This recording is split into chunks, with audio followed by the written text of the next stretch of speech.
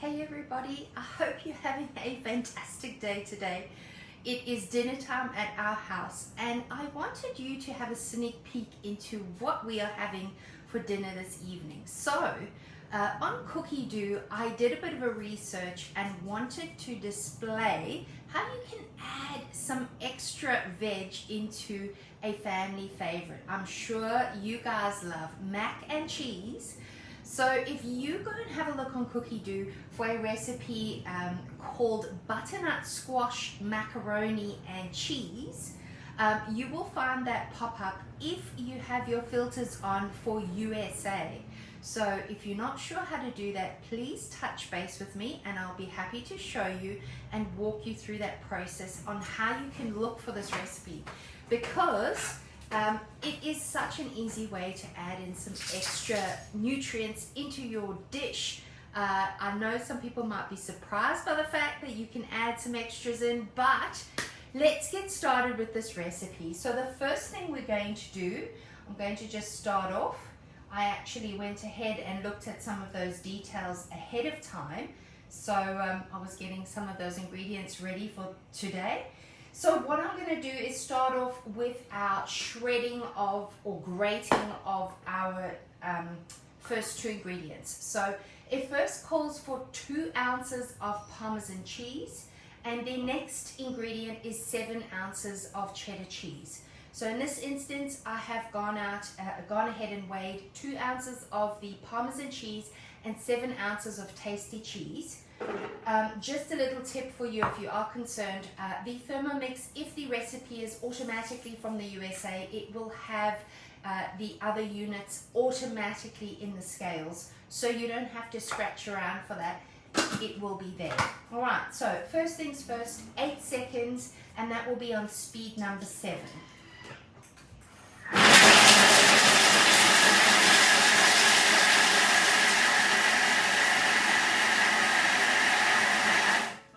Then what we will do is put that aside. I'm going to show you exactly what that looks like.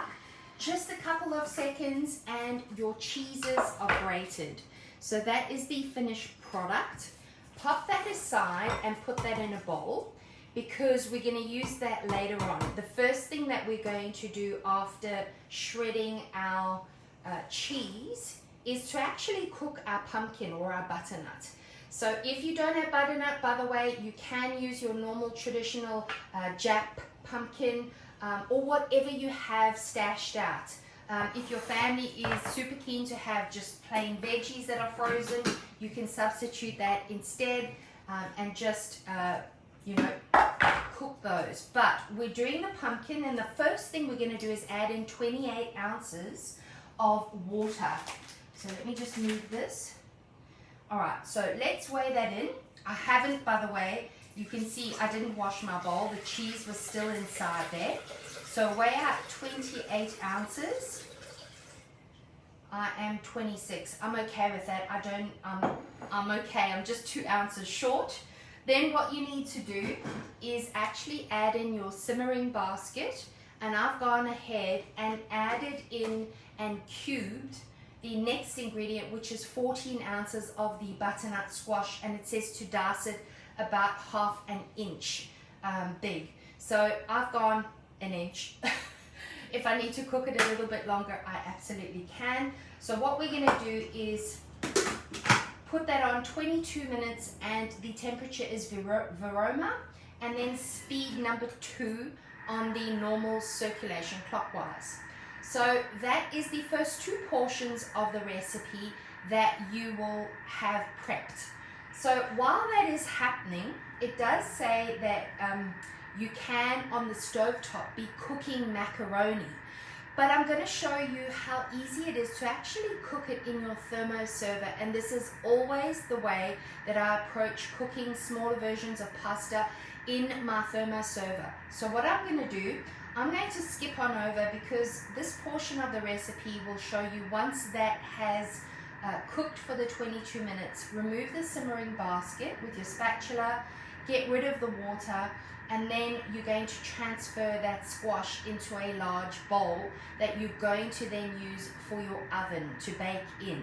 Alright, so then the instruction is to cook on the stove top. So let me then show you exactly how I do this. So I'm going to pull up my thermoserver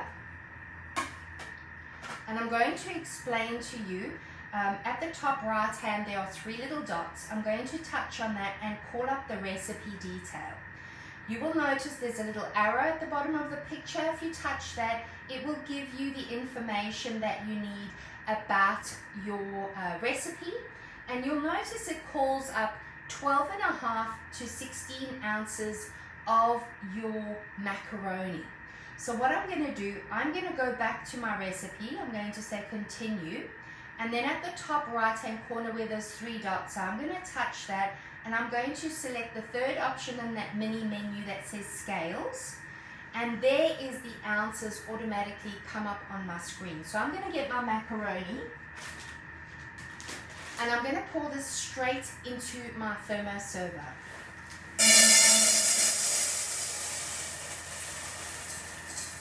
All right. I have gone with roughly 13 ounces worth of the macaroni. Now, you'll see it's just plain macaroni in my thermoserver. And then what I'm going to do, I'll leave it up here so you can see exactly. What I'm doing is I have a full jug of hot water that I have just boiled. So what I'm going to do is pour this straight over the macaroni. All right, and I've most probably got about an inch worth of water over the macaroni itself. Then what I'm going to do is use a fork and agitate the macaroni around so that the water will go onto all the surfaces or all the surface of the macaroni. So what I will then do is usually put that lid on and count 1 or 2 minutes. And I will come back and repeat this process with the fork to agitate the macaroni. And this is very important. If you do not do this, the macaroni will come out with one big lump. And we don't want that to happen, definitely not. Another little tip for you is you have to have a look at the back of your instructions for your macaroni and have a look at the indication of how long you need that macaroni to cook. Now in this recipe, it says don't fully cook your macaroni. It says do it just under. So for example, if your macaroni says cook for 8 minutes, what you want to do is reduce that time by 1 or 2 minutes, and then you're going to have your macaroni that will continue to cook in the oven. And this is important because if you overcook the macaroni, it will become like mush, and it's not very appetizing for the family. Just like the big bulk version of having your macaroni become one solid brick is not fun, so is overcooking the macaroni. So those are 2 little tips for you.